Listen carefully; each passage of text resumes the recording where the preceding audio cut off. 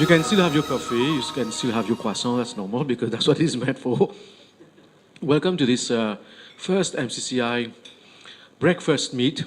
We wanted to start at 8 o'clock sharp, but there's this small little hiccup somewhere on the road, but we are going to make a start now.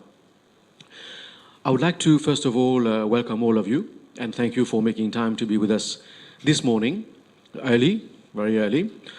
But at the same time, I would like to thank the US Embassy for their support, but also for having been instrumental in doing some reverse strategy on the Fulbright program instead of us sending somebody to the US.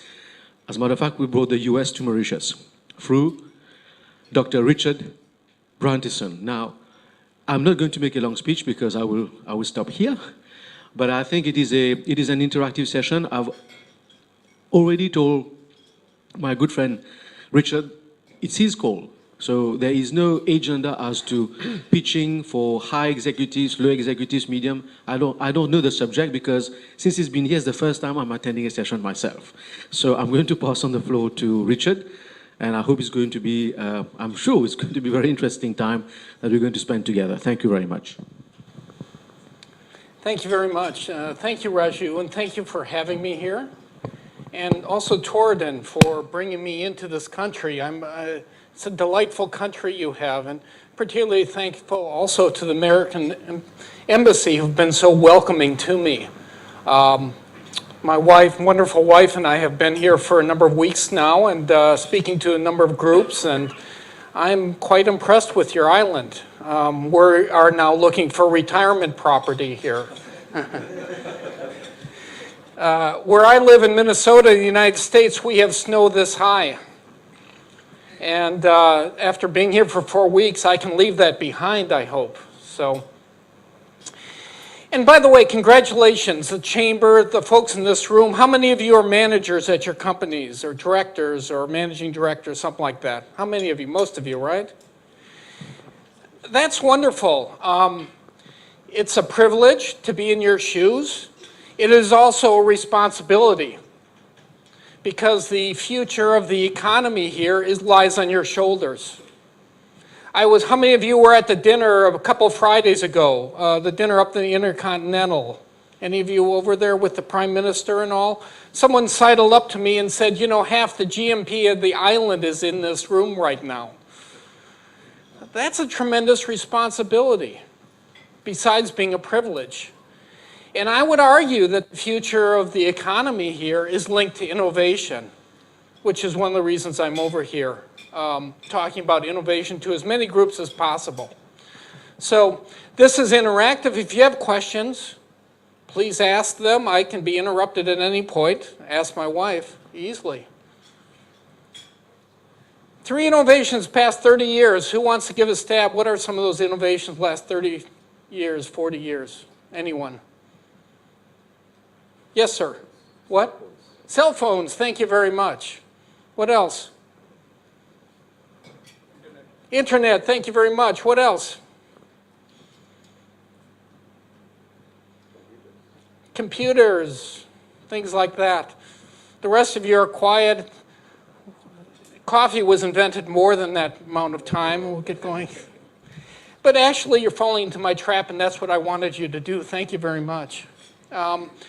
The minute we put innovation in a box with high tech, it lets everyone off the hook in this room. Because most of us won't invent a cell phone or an iPod or an iPad, things like that, will we? I mean, how many engineers, brilliant engineers are in this room? Okay, 2 brilliant and 3, 4, good. Most of us won't. And the minute we start talking about innovation only as high tech, then we take ourselves off the hook. And I'm here to put you back on the hook, every one of you. Your job 1 is innovation, sir. I don't care what your title and your little card says. Your job 1 is innovation. So is yours, so is yours, so is yours, so is yours. Job 1. Because if you don't innovate, someone's going to come from South Africa or Singapore or somewhere else and eat your lunch. Every day. It is sad to me. I live in the United States and I'm watching, you know what the fastest 2 grocery store in my country are? Aldi's and Trader Joe's. Ever heard of them, any of you? You have. You know what? They're from Germany. Why in the US, we have all our homegrown grocery stores, we can't innovate faster than the Germans can. They send their grocery stores over and they take our market share. That should anger every grocery store in the United States. We should be able to do it better. We should be able to innovate. So what I'm suggesting to you is innovation is every one of your jobs. Let me throw a couple innovations in the last few years out to you. Starbucks. You ever heard of Starbucks? Okay, it's not about the coffee. In fact, Chamarel coffee is much better than Starbucks coffee. Guaranteed. And I'm saying this, my daughter worked at Starbucks for 3 years. Starbucks is a meeting place. The innovation there, it is not home, it is not work. Please, come on, sit down. It is not home, it's not work. It's where, I'm an executive coach, that's where I meet my coachees. It's where I write books. It's where groups come together. That's the innovation, not high tech. Not about coffee. Let me give you another one. Anyone heard of Harry Potter? Now, if you, sir, had gone to a publisher and say, I have a 742-page book for 12-year-old boys, and you'd gone to the publisher and told them that, guess what they would have told you?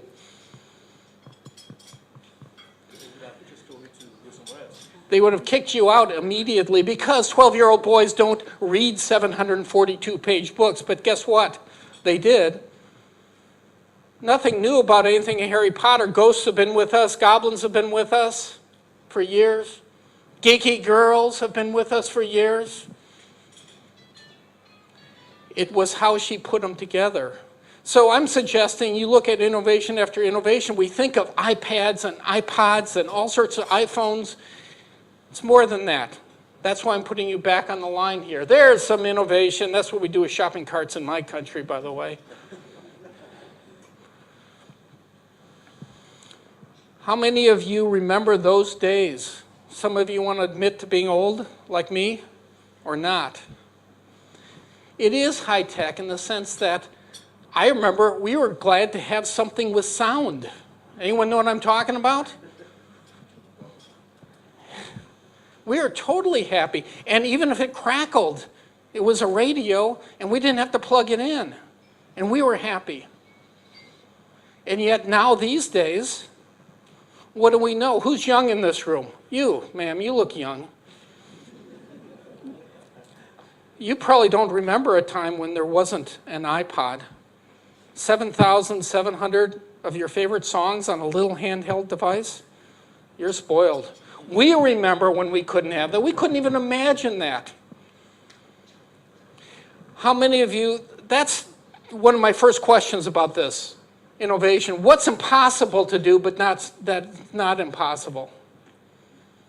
And I want you to linger with that question for a moment, because in my day, it would have been possible to put 7,700 songs on a little device like this, and I can call up any song I want whenever I want. That would have been impossible. But clearly it isn't. Who here likes watermelon? Not you this time. Who here likes watermelon? Anyone? Yes, sir. Thank you for allowing me to pick on you once again. Hey, describe a watermelon, sir. Describe. Tell me what it looks like. Round, big, green outside, round. Thank you. I'll come back to you, okay, with your watermelons. How many of you ever heard this expression? We have always done it that way. Anyone? Will you repeat after me? We have always done it this way. That's the last time you get to say that. That's the enemy of innovation.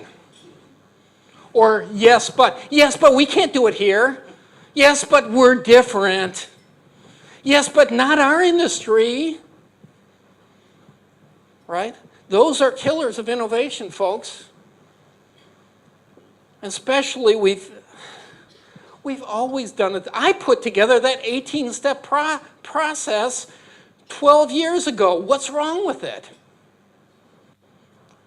The world's changed. That's what's wrong with it. Any of you managers?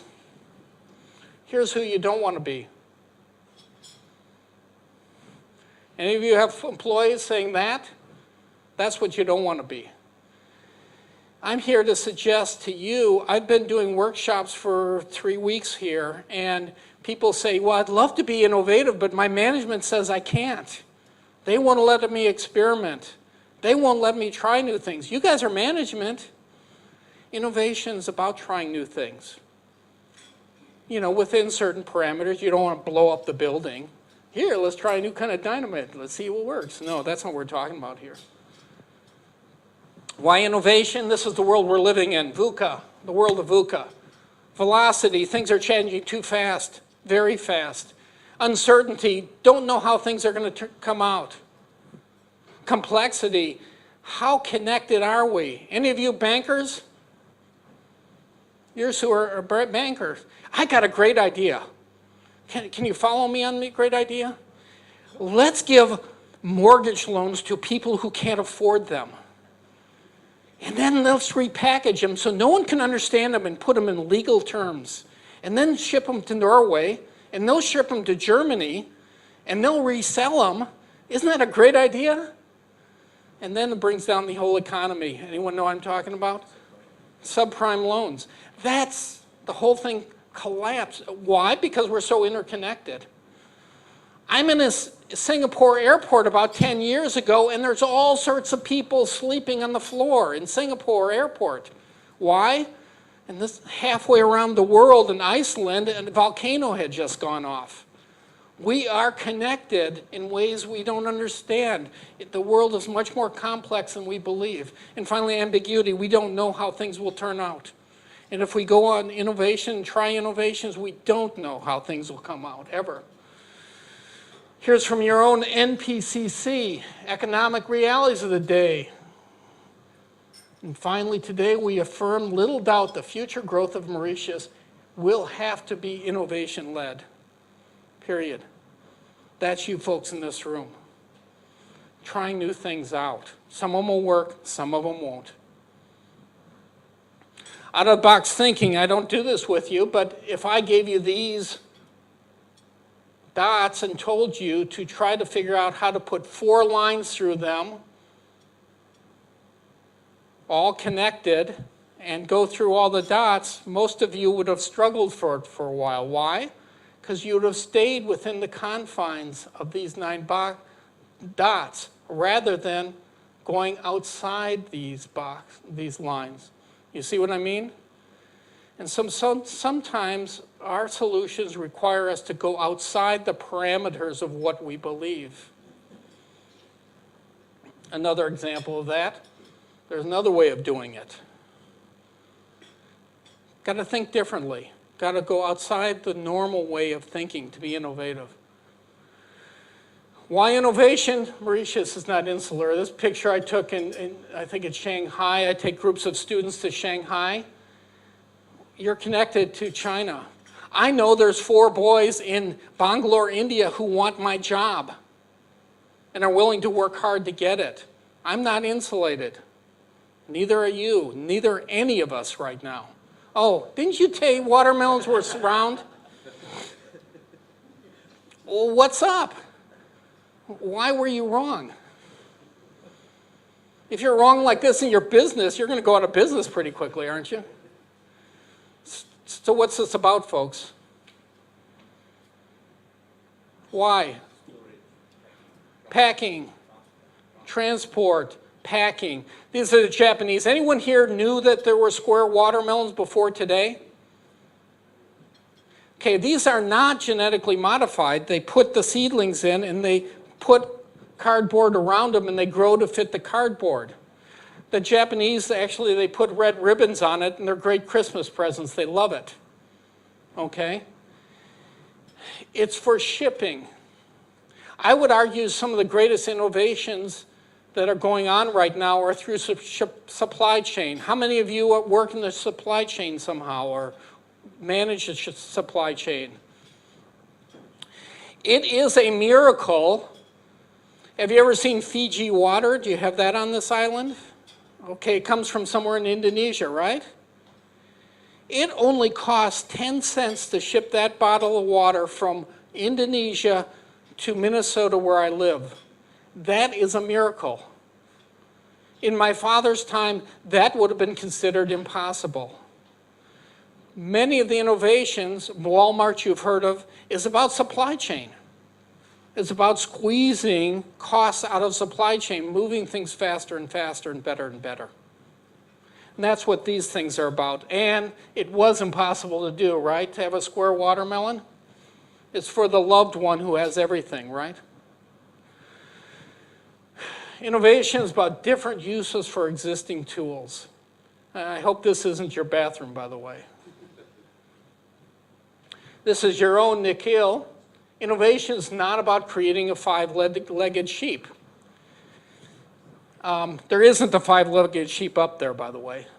I mean, five-legged sheep would be great. You get an extra mutton chop out of it. But innovation is not about doing something interesting because it's interesting. It's about doing something useful, which is what you all do for a living. It's about being more useful, about being faster, better, more effective. First step in innovation always is forgetting, unlearning, destroying, dismantling. This yours, sir? Thank you. It's beautiful. I like it. Thank you. Here's the problem, folks. Everyone see what I'm holding? I'm an old guy. A phone is something you talk to someone in another room with, right? Anyone remember those days? That's what a phone is. To my daughter, who's 23 years old, this is a flashlight. This is a camera. This is a texting machine. This is a storage device. This is so many different things, alarm clock. In order for me to use it for all those things, you can ask my dear wife. One of the things I packed to come over here is my little square alarm clock. She said, hey, I got an iPad, we can use that as an alarm clock. I said, I don't trust it. My little clock has a battery in it, and it goes around. It's not digital. I have to unlearn what this is. Because to me, it's still something I talk to someone who's not here with. Of course, my daughter would use it to lie in bed and call me down in the kitchen. She'd be on the second floor, call me in the kitchen and ask me if breakfast was ready. That's what she used it for. But I'm just delighted it's not plugged into the wall, right? Because I'm an old guy. I have to forget my image, my mental model of what a phone is. And I challenge you all to think about what you need to forget, what you need to unlearn. In the industrial economy, the people who were the hard workers were right there at the workstation, right? They looked unhappy, but they were working. In the new economy, do you have to be at your office, at your desk, to be productive? I don't think so. With these two items, I can do most of my job from anywhere. How many of you can do most of your job from anywhere with these two devices? And maybe one of them if you're really good, right? So I have to unlearn that a person has to be sitting at their desk for 10 hours a day in order to be productive. So to be innovative, we have to unlearn, forget. It's called creative destruction. Problem is never get new innovative thoughts into your mind, how to get the old ones out. So here's innovation as a way of thinking. Risk and failure must be tolerated. I can't emphasize that enough to this group. If you want to tie the hands of your employees, they're not going to be innovative. They're not going to try new things. Now, I'm not suggesting that I would speak this way to the people running a nuclear power plant. Hey, try some new things. You know, push this button, push that button. No, no, no, no. That's not what we're talking about here. Most of us aren't running a nuclear power plant. In order to be innovative, you have to try new things. Change needs to be sought out. The ability to challenge assumptions to shift paradigms. I want to stop at that one for a moment because I think I need you to think about it. And if you want one discipline to take away from today, this is one of them. What assumptions are you protecting in your industry? What assumptions need to be challenged? Amazon, they looked at the assumption that you need a bookstore to sell books and challenged that assumption. And how well are they doing? Really well. Zappos, now owned by Amazon, challenged the assumption that you needed a shoe store to sell shoes. University of Phoenix, anyone heard of the University of Phoenix? 500,000 students. Challenged the assumption that you needed to come to a campus between 9 o'clock and 5 o'clock in order to get work done. How many of you are in the insurance business? One? Anyone else in the insurance business here? When I was young, if you wanted to sell insurance, what did you do? At least in my country, you go to someone's house, you sit in their living room for 4 hours some evening and talk about all your products. Right now, if I want car insurance, I just go online, right? They give me a bid 10 minutes later. So we're living in a world where we challenge assumptions and have to challenge assumptions to be innovative. Here's what I want to do at your tables. Introduce yourself if you don't know each other, but what's one assumption in your industry that you think you might be able to challenge right now? So you turn to the people at your table and say, you look nicer and smarter than me. What's an industry norm? What's an industry assumption that we might challenge or you might challenge? You follow me? So you got 4 minutes and 13 seconds. Go for it. What assumptions are you going to challenge? Turn to the people around you.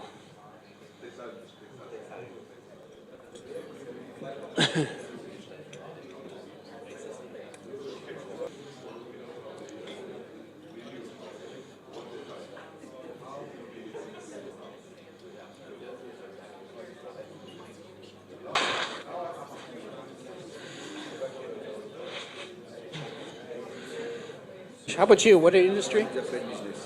Pardon me? Freight. Okay, freight. So you're both in logistics. I'm from the Ministry of Foreign Affairs. The which?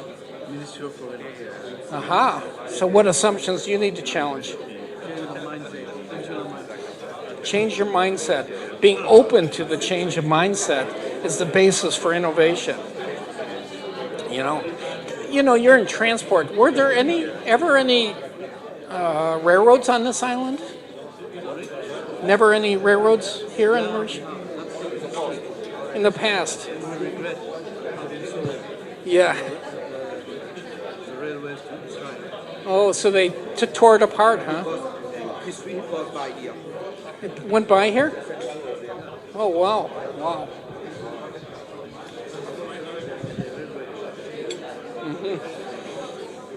Oh, well, now you have to do it over now. It would cost a huge amount of money. Okay, I'm gonna talk even if you don't listen. Who has an interesting assumption that needs challenging? You, sir.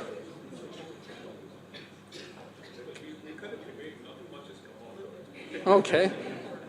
That's okay. You know, I was talking to a bunch of folks from the food industry, and to make yogurt here, they import milk solids. And that's one assumption that they're testing. Could they have a herd of cattle here? You know, there's cultural barriers, there's some other barriers, but would it make sense rather than to import milk solids? That's an assumption that needs challenging. We have assumptions in the United States. Every 2 years it's brought up that, why don't we just have a flat 15% tax? Because the tax codes in the United States are so difficult to understand, and a lot of people and corporations avoid taxes by using the tax code. The government would have a lot more money if we just had 15% tax on everyone. No deductions, no anything. You know who's against it? The accountants who do our taxes. They'd all lose their jobs, right? Mr. Deloitte, yes. Yeah, so Deloitte and Touche Ross, they don't want us to do that, right? So we'll keep with the very elaborate tax code so you get a job, right? Good. We've done that way for the last many years. So Mauritius did it? Well, good. You're way ahead of us. Maybe I'll move. Another reason to move here, dear.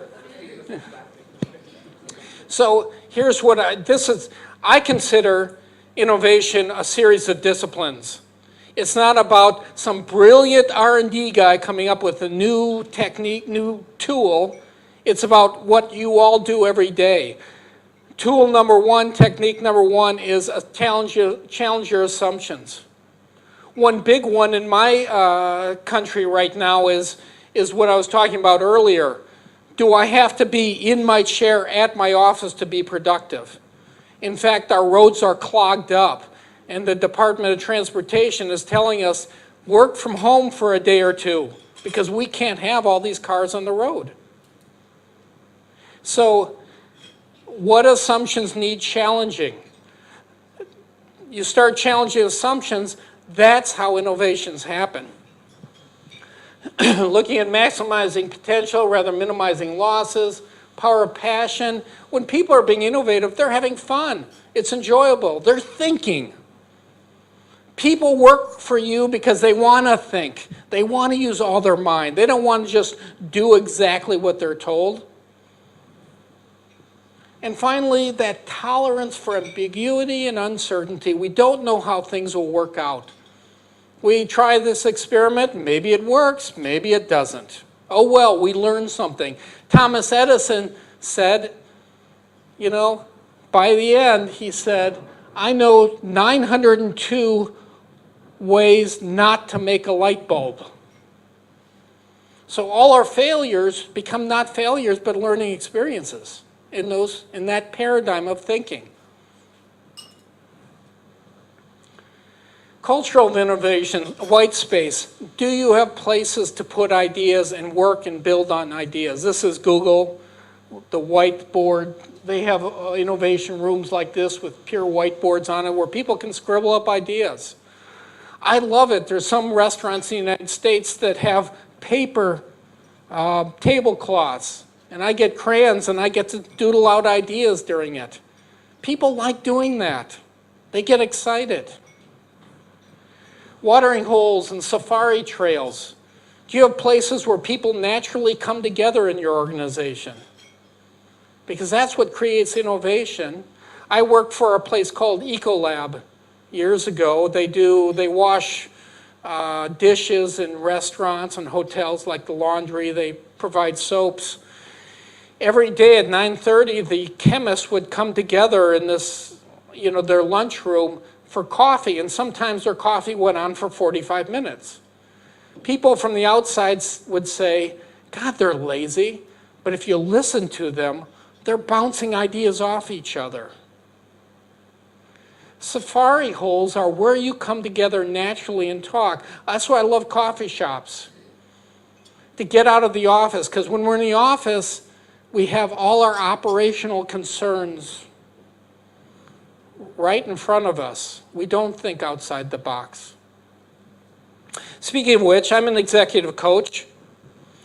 So I end up coaching people who are CEOs and that type. And I ask them, and this happens every time, I say, sir, I'm working with them, I say, do you believe in innovation? And the guy says, absolutely. Then I say, can I look at your Outlook calendar? I say, I don't see innovation anywhere here. Oh yeah, but we think about it all the time. Innovation is a discipline. Is it built into your strategic planning? Is it built in once a month to have a lunch where everyone reads the same article or watches the same videotape and then talks about it? I'm not saying here, hire, and this is what's happening in the United States. I just saw a job posting for a company in my area looking for a chief innovation officer. More and more companies are having that. That's not what I'm saying today, because most of us can't afford that. What I'm saying is you can build little pieces in. The second Thursday every month for 2 hours, we're going to provide pizza or something, and we're going to show a video on innovation, and we're going to talk about it. Or we're all going to read the same article. That's how you build a culture of innovation. Some people think, oh, well, I got to hire all these brilliant scientists. No. It's starting the conversation. So you must ask this question all the time. I hope this isn't your stick shift, by the way, but it's innovative. Here's what I found traveling around the world. I've been very fortunate. I spent a lot of time in Asia and Mexico. Some of the poorest people in the world are the most innovative. Guess what they make sandals out of in Mexico? Anyone know? What? Tires, car tires, cutting up old, bald car tires and making those. We heard a speaker the other day who told us how Sony was formed. Sony's first product was a rice cooker. This was right after World War II. They didn't have any resources. What did they do? They found downed American planes in Tokyo and started cutting them up and using that metal for rice cookers. That's innovative. When you don't have anything, you learn how to use what you do have. Culture of innovation, open dialogue, lively discussions. We can talk about this. We don't have to defer to the boss. Here's what the sad thing is sometimes when I'm working with people on innovation. The minute the boss walks in the room, everyone else shuts up. Because the boss is supposed to have ideas. Boss is supposed to have answers. I'm here to say you are all bosses. It's more important to have the questions than to have the answers. And questions create lively discussions. Brainwriting, brainstorming. You know what brainstorming is? Brainwriting is everyone being quiet around a table, writing an idea on the top of a piece of paper, pushing it to the center table, taking another piece of paper, it has an idea, adding another idea, building on that, pushing it, and for 20 minutes everyone's quiet. Because what happens in brainstorming sometimes only big voices are heard. This allows introverts to add ideas. Recognition, 3M. Anyone heard of 3M? Post-it notes, Scotch guards, Scotch tape, and things like that. If you invent something neat there, you know what you do? You don't get more money. You get to work on products that are 25 to 35 years out. Meaning, there's a building there I tried to get into once, and I was escorted off. They have a building that has only products that are 25 to 35 years in the future. One product in there I know about, they've been working on for 30 years, is a hydrogen cell. Because is widely thought in the United States, at least in the rest of the world probably, in 30 years, there won't be wires coming to your house. There'll be a hydrogen cell in the basement, and they come and replenish it once a year. And it's much less polluting. And 3M has been working on for over 30 years the hydrogen cell. I've seen a prototype now. I've been lucky enough. It's not there yet. It will be there. It'll be the future of energy production, in America at least, and I think most of the world. That's that long-range thinking, long-term perspective. Sony has a 100-year strategic plan. So they're creating strategic plans for when the people who are creating them are long since dead. Aspen, Colorado. It's in the United States. It's known for skiing. Anyone heard of it? It's a ski resort area. Their 25-year plan does not include skiing. because of global warming. They assume there won't be skiing then. So they have to figure out new ways to draw people in. Your long-term perspective around here is about the ocean economy, I've heard. There are people thinking around here about how are we going to harness what's in the ocean, the nutrients, the energy, the minerals, etc. That's the way to think and start moving ahead with it. Will it be profitable? Not for years, but it's the next economy here. Challenge involvement. When people are involved in innovation, they're much happier. They are engaged. Experimentation, I've talked about. Goals, not means.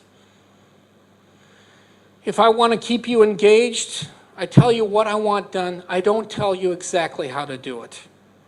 Especially the millennial generation. Anyone have millennial generation people working for them? People in their 20s? You want to keep those people in the 20s happy, you don't tell them exactly how to do things. They're a very creative generation. That's not my cat, by the way. To innovate successfully, you must hire, work with, promote people who are unlike you. What do?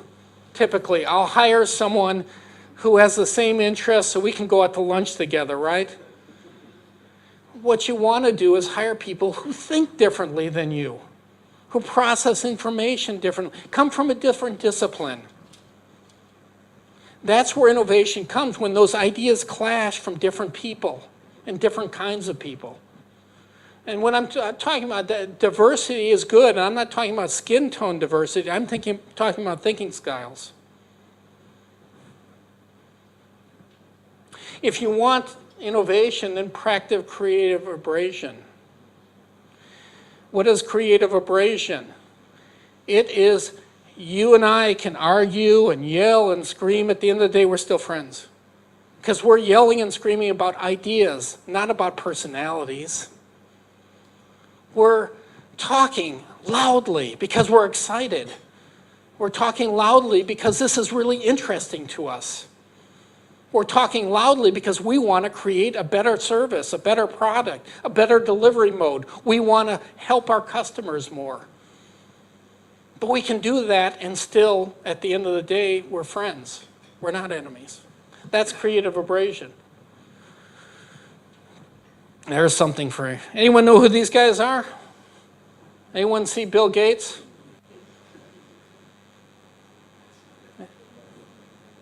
Bill Gates? Paul Allen, the other billionaire, owns islands, sports teams, etc. Why would I show you this slide, anyone?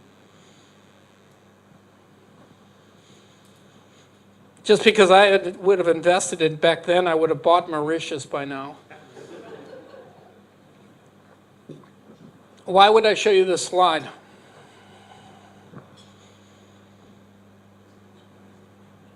Anyone? Pardon me? Can't hear. Dissimilar. Dissimilar from me, yeah. I wouldn't have invested in these people, would any of you? The answer is we don't know where the next innovation is coming from.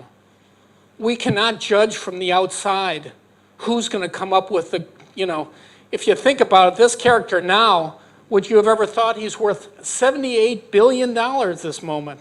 And by the way, he gives a lot of it away. Billions away to American schools, to libraries, etc. He's done a great job. He and his wife have really pumped a lot of money into Africa, actually. And mostly around schools and technologies and stuff like that. The point is, we don't know what the next innovators are going to look like. And we can't judge. I doubt if they'll have a tie on and a suit on these days, So why innovation? Here's from Porter from Harvard. The stage one is factor driven, meaning cheap labor, cheap materials, sugar cane, for instance. Stage two, I would say, Mauritius is between stage 2 and 3 here. investment driven, but you're only going to get investment if you can show you're innovative. And so those two go hand in hand, I would argue.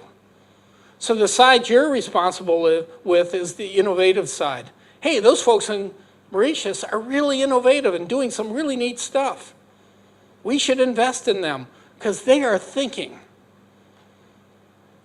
But I would argue that Mauritius is between stage 2 and 3 and needs both of them right now. Would anyone disagree with me on that? I mean, you guys are more experts than I am. I think you need both of them. Okay, next comments I'm going to make, and what is the DNA of innovators?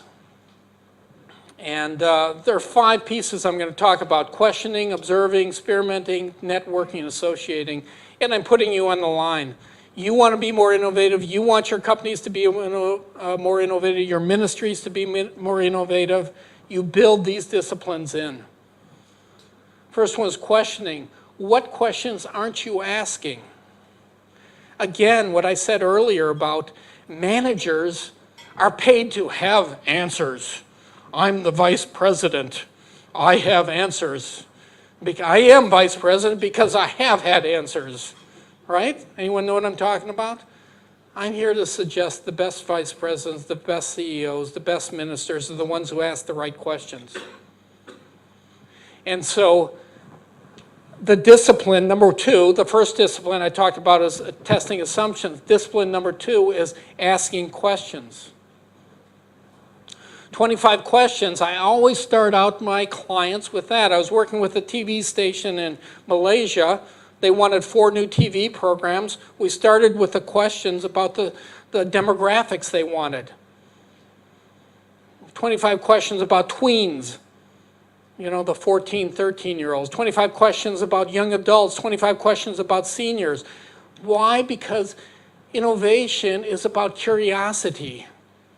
It's about being curious enough about people to know what you want to offer them as far as products and services. All of you are in responsible positions. I hope you're curious enough to ask the question, who are your customers? Who will they be in 10 years? What do they want? Supply chain, we want no hassle. We want our products there on time. We don't want to fill out excess forms. What do your customers want? Let me tell you, my first day in Mauritius, you know what I did? After my wonderful host brought me to my apartment and I looked at the ocean and said, God, how lucky I am. Unfortunately, the next day, unfortunately, but on the way over here, stopping in Paris for 3.5 days, I ended up with a bad toothache. I went to the emergency room in Paris. I waited. We waited. They saw me for 4 minutes and told me they couldn't help me, but wait till I'm in Mauritius. Luckily, I had a friend of a friend in Mauritius. You know, I forgot that I'm supposed to call the embassy if I have a problem, but I have a friend of them, and I wrote him and said, hey, I got this problem. What should I do? And she came right back and said, here are your 3 options. I'll make an appointment for you. So I flew in on Wednesday afternoon. On Thursday morning at 10 a.m., I have an appointment at Bramwell Apollo Bramwell. You know what it was a wow experience. My friends and family in the States are saying, you have to go to a hospital in Africa? I know what they're thinking. They're thinking, witch doctor. Because mental models are old, right? Well, let me tell you what happened. It was a wow experience. We had a 10 o'clock appointment. At 10:10, we got in, and before that, 4 people apologized for being 10 minutes late. Go to a hospital in the U.S., they're 4 hours late. No one apologizes. And then I saw a dentist, and they took some x-rays, and then we have a consultation with the dentist and the surgeon, and they laid out the options, which was a root canal, then and there, and then a couple others. Luckily, my wife was there. She said, let's do the root canal. I was out of there at 11:30 with a root canal and no toothache. My first day in Africa. It was clean. People were pleasant. It was easy to take my money. It was $125, what would have cost me $1,000 in the United States. Wow. That was a wow experience. I told everyone I know about it. I've written a blog piece about it. Why can't we do things? The U.S., we're top in medical and healthcare. No, no. Heck, if I have a root canal again, you know where I'm coming? Mauritius. And you know what? I have to have a knee replacement someday. I'm thinking about having it here because it's so pleasant. I can sit on the beach and recover because people are customer service oriented. Anyone here been to Apollo Bromwell Hospital? You might think it's normal. It wasn't normal for me.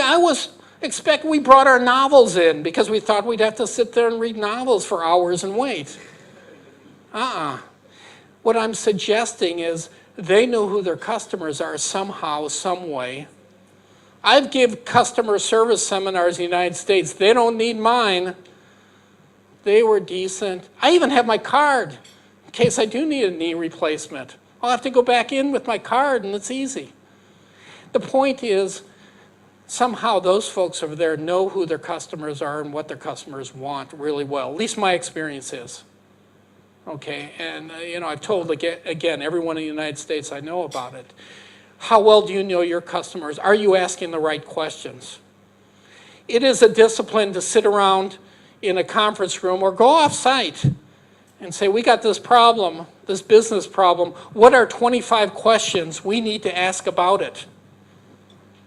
Because the first 15 are easy because you've thought of those. It's the next 10 where it really taxes your mind and pushes your thinking. But that's discipline number 2, asking questions and having curiosity about people. If you're in business, you're in a people business. I don't care if you're a financial analyst. I don't care if you're an accounting firm, consulting firm. It's about people, isn't it? And curious enough to know and try to understand those people. Ask questions about them. Yeah, who are these people? That's the millennial generation again. How many of you have teenage children? Only a couple of you? I put this slide up so you can feel better about them because they're not doing this, right? In my country, a lot of us baby boomers are asking the question, how do we manage these millennials? I don't know if that's happening here, but there's a lot of questioning about who are these people, how do we manage them well, because they're a different breed. More creative, more productive, but don't play by the old rules, right? Number 2 of the DNA is observing. How do you observe your clients? How do you observe your customers? How do you observe your potential customers? How do you build observation into your daily work? Because that's how innovations come out, through observation. Our head of R&D for Nissan was watching a couple try to put a couch into their minivan, and they couldn't. And he thought, hey, that's why they get a minivan, so they can carry things. He invented the chairs that slide down. There's a guy who works for Toyota right now. He goes around and he pays, how many of you have a SUV right now? SUV or something like that. Yeah, he'd come up to you. He goes all over the world. He comes up to people like you in parking lots. And he says, I'll pay you $100 or $200 for an hour of your time. And he takes everything out of your car and looks at it. Because he's designing the SUV of 3 to 4 years out. Oh, you have an iPod? Let's put in built-in iPod. Oh, look at all the footballs. You call them footballs, I call them soccer balls. Maybe there should be netting to hold the footballs. And so his whole discipline, his whole job is to observe the way people use their cars and what they have in their cars so he can design a better one. Anyone want to take a stab at what company has the best sense, understands the human computer interface better than any other? Pardon me? Apple, thank you very much. Thank you very much. I'll return it in a year or two. Apple understands him and this. I have students who are paid by Apple. You know what they do?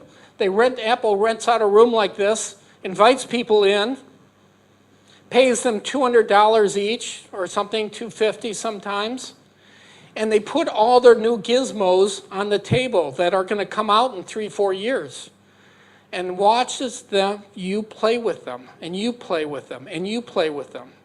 People of all ages play with them. They're observing. A friend of mine bought an Apple back, it was a laptop a few years back. Apple called him up and said, hey, I see you just bought one of our products. Can we pay you $75? We'd like to watch you take it out of the box and start using it for 2 hours. Sure. Apple understands and spends millions on trying to understand how this gentleman interacts with his machine so they can make a better machine. That's observing. That's the discipline, observing customers, clients, future customers or clients. Sometimes Apple brings in 8-year-olds and 9-year-olds into a room like this and puts out their little products of the future and just watches them. That's what toy companies do also.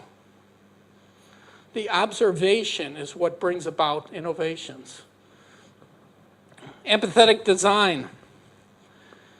Observation, capturing data, reflection on it, brainstorming for solutions. It's the reflection and the observation. How can you observe your users? I love it. I love finding old signs, by the way. Where can you observe them? That's the question. Greatest of all inventors, accident. Okay, but who notices accidents? What do people do with accidents? How was penicillin invented? Anyone? Anyone reading?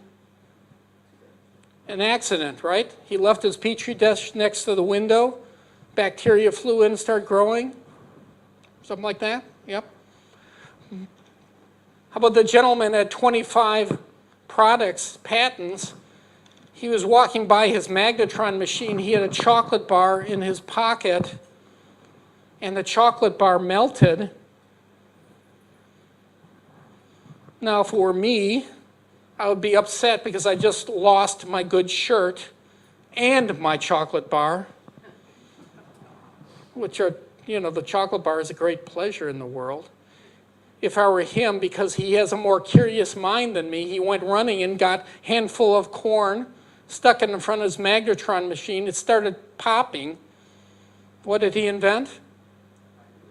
Microwave. What did he die of? Cancer. Okay, that's the problem. The point is, it's observation and accident. Scotchgard is a big product in the US. It used to preserve things. The woman who invented it, 3M person again, got new pairs of shoes. She was trying to invent a different product. She spilled it on her shoe. She couldn't get it off. She was upset because they're very expensive shoes.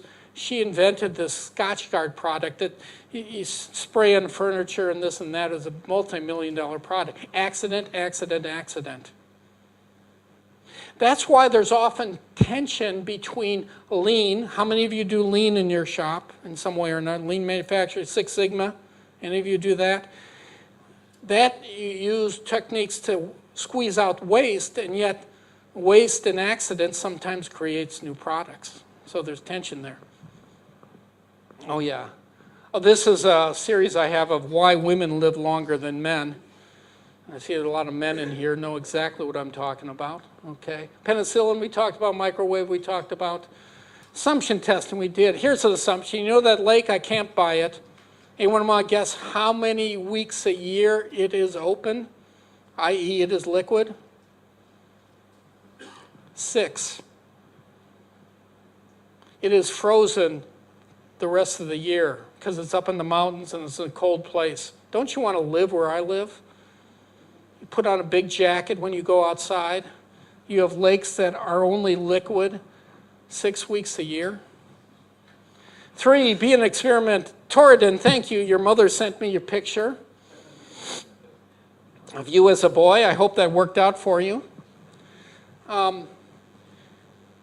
I've talked about it before, I'll talk about it again. You have to experiment, experiment, experiment. Let's try it this way, let's try it that way, let's try it the other way.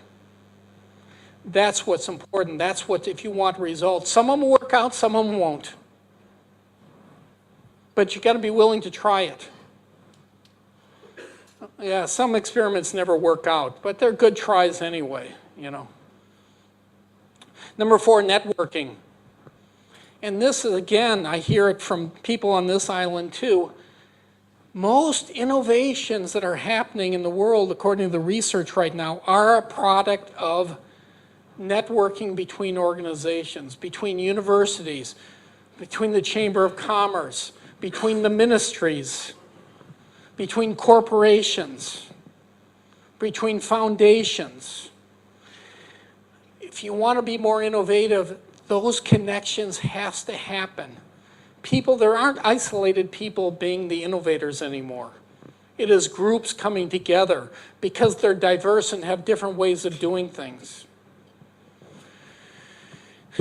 In my state, Minnesota, the Department of Corrections had a problem. You know what I mean by the prison, the organization that took care of prisoners and all that. You know what I'm talking about.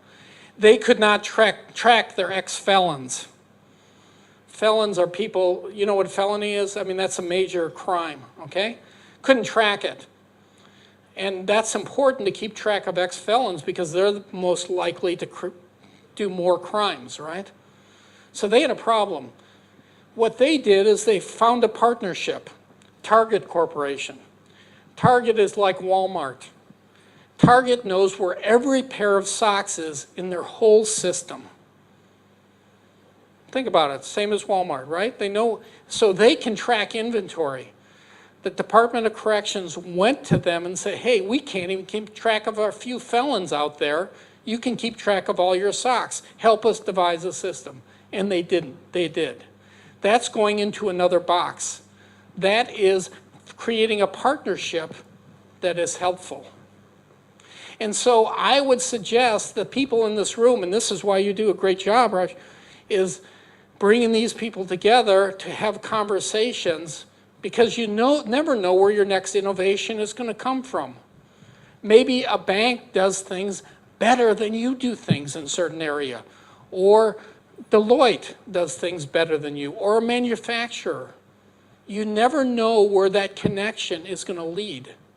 And so another discipline here is having coffee with people and lunch with people in different disciplines, in different companies, because you never know what they're doing. And so I would strongly recommend that would be part of your protocol. And outside the box, who have we had as partners in the past? Who should we have as partners? Brings us to where innovations come from. Unexpected occurrences. In the United States, we had a huge oil spill in our Gulf a few years ago. Anyone you remember, it just kept pouring out. The oil kept pouring out, ruining the marine life. They put it out and they said to everyone that wanted to listen, we need to figure out how to cap this.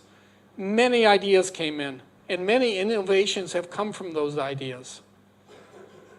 Because BP did not know how to cap their oil spill. It was a good thing. Incongruities. That is what we want versus what we have. In the United States, many of us have aging parents. You probably do also. Many of them need hearing aids. The hearing aids don't always work very well. Does anyone know what I'm talking about? You know exactly what I'm talking about. Hearing aids don't work. There's a whole, people are really trying to create a better hearing aid. And besides not working well, here's what happens. Grandpa's at a diner somewhere, and because there's so much buzzing noise, he takes his hearing aid out and puts it on his tray. Tray gets taken to the kitchen, thrown in the garbage. $3,000 into the garbage. You need a GPS on it too, I think. Because it's not covered by insurance. That's incongruity. Process needs. You, sir, if many, many years ago you had gone to, not that many, you had gone to Ford Motor and said, hey, I want a car that has purple polka dots on the exterior and is striped on the interior. Okay, just say for a moment you were being artistic, or you had too many drinks or something, you never know, okay? Ford Motor would say, sure, 8 weeks. If you'd called up Toyota, you know what they would have said? 1 week. 8-week company cannot compete with a 1-week company. That's why Toyota took the greatest market share in the United States. It looks like they're doing well here too, as far as how many Toyotas I've seen. The point is, if you don't do things faster, faster, and faster, your competition is. If you stick with your 18-step process, someone's going to have a 13-step process and knock you out of the market. When I first came I teach at Concordia University, I watched registration lines. These parents would bring their kids in to register for college, and they had to stand in line in the heat for an hour. That wasn't going to work for long. We created a different registration system. Their first experience with us was really bad. That's not good for customer retention, right? New process. Industry and market changes. What else is happening out there? In my country, we have an influx of immigrants from Somalia and Ethiopia. We need different kinds of products. Halal food didn't exist in Minnesota until the last 10 years. Different kind of garments, clothes, etc. Demographic changes. Who are these millennials? These people in their 20s. They think differently than us. They process information differently. They work differently. If we try to make them the same, it's not going to work out very well. Change in perception. Green is good. In our country, there's huge industry around recycling because we don't want to pollute the earth. And companies make a lot of money out of it. New knowledge, we know about genomes, we know about genes. One guy in Iceland created a whole system of mapping out genes and is working with other people. I can go in my country to a counselor for $1,000. They do some tests and they counsel. Your genes tell me that you're going to have cancer unless you do this, this, and this. Whole new set of knowledge people are making money off of. Here's NPCC again.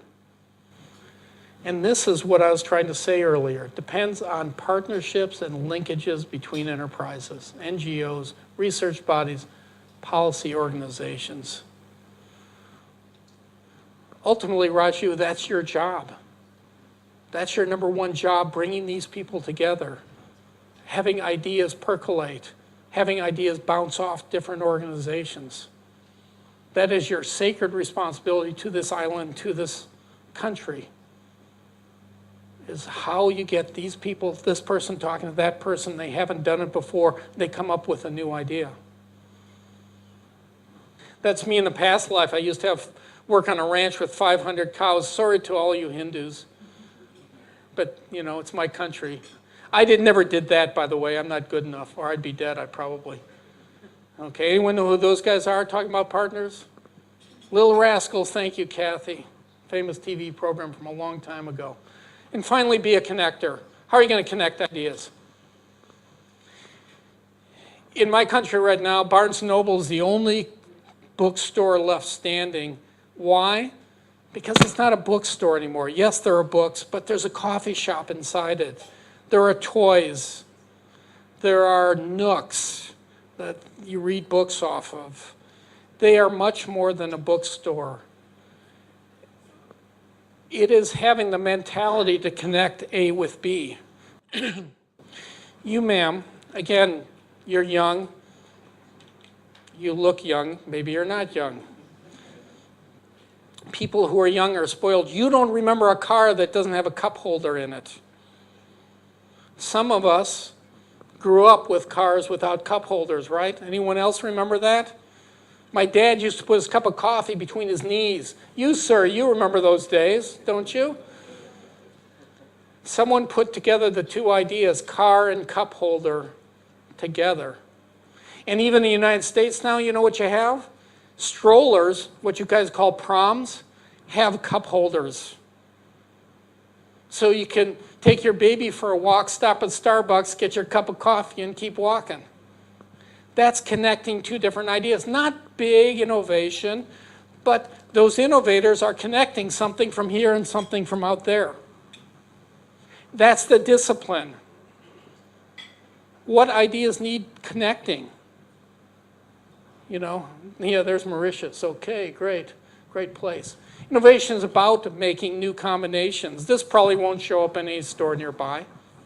It'll probably not be a great, you know, there was another one in California where they had bowling alley and movie theater, and they put them together. Didn't work out very well because you couldn't hear the movie, right? It's not always going to work. Oh, there are some of you women who love shoes and cars. Again, not very useful, but a lot of fun. Yes, you're taking a picture of that, huh? It's going to be commercialized very, very soon.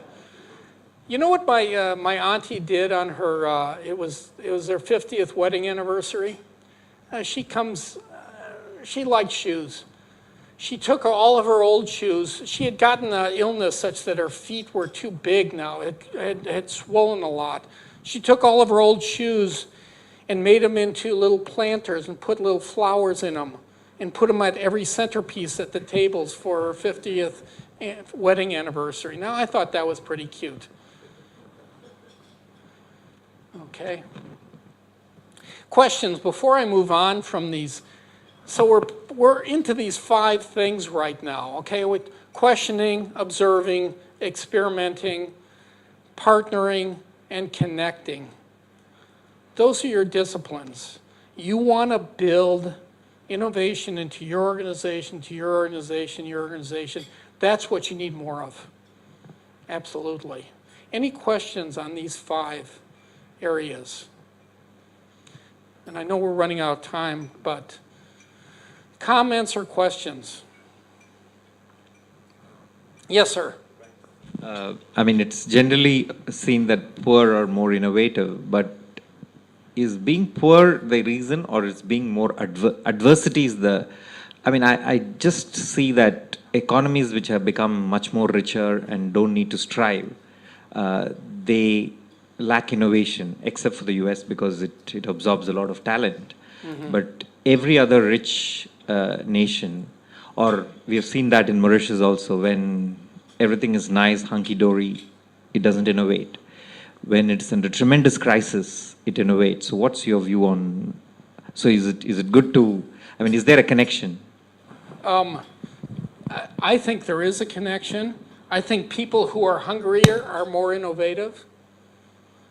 If you take a look, what I perceived, I've gone to Asia about 15 times in the last 10 years or so. I see a globe tilting and money going from Western Europe and the US to Kuala Lumpur, to Singapore, to China, etc. I think they were hungrier. I hate to say this about my own country, but people are lazier. They're not as innovative. I'll give you an example that really irritates me. 10 million people in the United States are on disability. Now, that means they get a check for $1,000 a month because some doctor said, you can't work, you're not well enough. 10 million, that's a lot of people. I think not all of them are really disabled. I think we in our country have gotten used to finding money-free ways through lawyers, in some cases. Hope there's no lawyers here. My son just graduated from law school, so I can say that. I don't think we're as hungry. I don't think we are, because people have hit a certain level of, I don't know, economic development or something like that. It's not as innovative, except for some companies are. We rest on our laurels. I think if I look at how hardworking the folks in Asia are, they're working every day plus Saturday. They're trying new things. They're building new things. And some of it is piracy, and that's okay. I mean, you know what Bill Gates said? Someone said to him, aren't you impressed that 250 million Chinese are using your software? And he responded, yes, I'm impressed, but I hope someday one of them pays for it. But they are industrious. And there is a sense, if you're hungrier, if you're an entrepreneur and you don't know where your next meal is coming from, you're going to be more innovative, I think. Good question. Other questions? Yes, ma'am. What about school and innovation? Thank you for that question. My experience, Singapore is one of the most innovative places I've been. Every one of their employees has to have 20 days of training a year. That's for adults. Now you're asking about schools. One of the problems with the British system, and I'm not criticizing Brits, there's probably a couple of you in there, is it's lecture and memorization. That doesn't help innovation. I think we need to teach our kids to be more creative and think rather than memorize. Many schools do. Montessori's, I think, are better at that kind of system.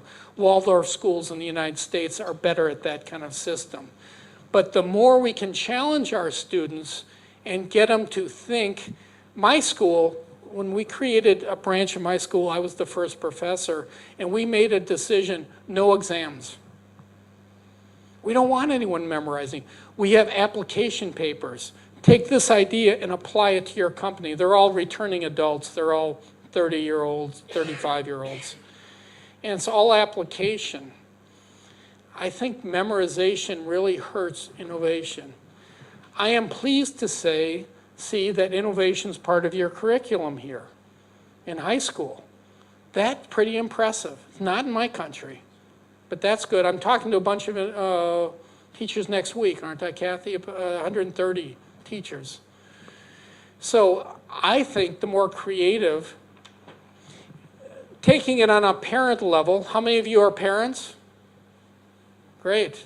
How many of you were kids once? How many of you were teenagers once? How many of you were bad teenagers once? Just checking, okay. The more you, here's the question I get often is, how do you make your children more creative? Legitimate question, right? And I say, and people think I'm a violent person by saying, first you get a baseball bat. You know what a baseball bat is? Then you look at your TV, and then you take your baseball bat and you beat your TV to death. Because watching TV is the enemy of creativity and creative thought. And too many kids spend too much time in front of the TV. You give them things to play with. You give them tools. Creativity is messy. Innovation is messy. That's what I was talking about with ambiguity. You don't know how things are going to turn out. If you, sir, at Deloitte tried 3 experiments today and watched them for 6 months, 2 will probably fail. But the other one might really lead to some profits. And so it's same as kids. I mean, you give them the crayons, you give them the paper, you give them stuff to play with and use creatively. That's how you're going to create more innovation. Not, here, memorize these 20 things. You know what the worst thing in my country is? You know what they did? They created these tests. And so my son had a geography class in high school. So he's 14 years old, 15 years old. You know what the guy made? You know what they made him do? Memorize the capitals of the states in the United States. Well, who cares? There's no context there. If instead you'd say, hey, let's look at how this state produces this and what's going on in the state, that's so much better. But the memorization doesn't work. So the more projects, I just went, Torden, where did we go a couple of Fridays ago, and we watched the innovation projects. What was that? Pardon me? Yeah, but who was it? What organization was that did that? And MCCI, and they had all sorts of innovation prizes for these 12-year-olds and 13 years old and 14 years. We went to the university and they had awards assembly. It was really neat. It was honoring. You know, some of their innovations were funny.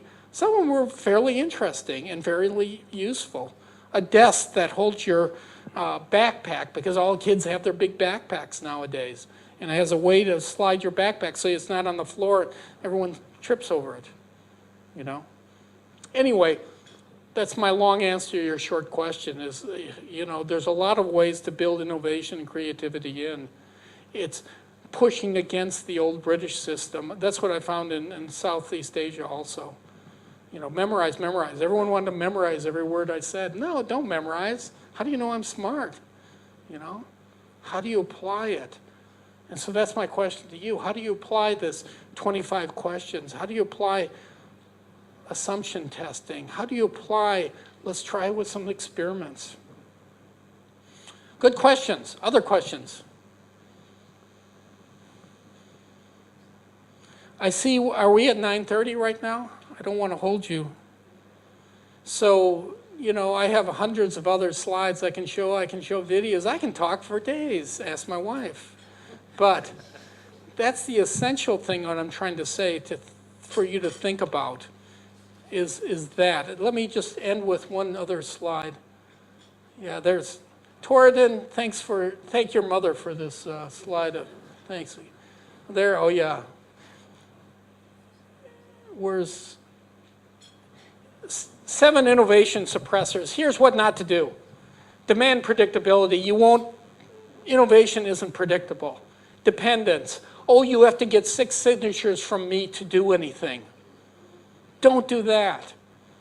Other directed. Oh, make sure you ask all these other people. And if they say no, that's it. Conformity. Innovation doesn't happen with conformity. In fact, most innovative people aren't wearing ties, my experience. Politically motivated. Oh, I'm doing this just to keep the boss happy. Rigidity. Oh, we have all these rules and regulations. Don't do anything outside that. Finally, victimization. When people say, well, I can't do anything because the boss. So this is what not to do. You guys are responsible. You are the CEOs. You are the directors. You are the managers. You create culture. If you're walking around every time someone says something and say, oh, we tried that a few years ago, it didn't work. Yes, but that's not how we do work around here. Yes, but we're different. We're Deloitte. You know, I'm sorry to pick on you. Yeah, it's fun, though. That's not going to work. It's saying yes and. It's accepting challenges. It's telling your people, using some of these disciplines, challenging assumptions, 25 questions, etc., experimenting. That's how you create innovation. It's not hiring the most brilliant person you can.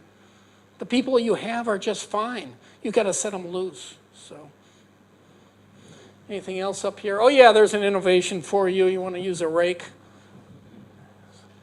You're an experienced architect. You know the example I gave you from the hospital? They're an experienced architect. They created an experience for me. I had a great experience. Think about that. I just said I had a great experience having a root canal. When's the last time you heard that? They were experienced architects, whether they called it that or not. They created a uniquely wonderful experience for me at a time where I was in pain. Think about that. You're creating experience, whether it's one of your clients, someone walking into one of your banks, etc. Work habits, go for broke, create destruction, fire yourself, figure out a better way to do your job, and then spend your job being innovative. Learn like crazy. You're obsolete unless you learn like crazy. I don't care who you are. I'm a college professor. I'm a full professor. I'm tenured. I'm almost 60 years old. Unless I learn something next year, I'm obsolete. And by the way, the United States is full of obsolete business professors. And I don't want to be one of them. So I'm going to be reading books. I'm going to be listening to people. Same with you folks. That's why you're in this room, I assume. And lighten up. Innovation's fun. So thank you very much for being here.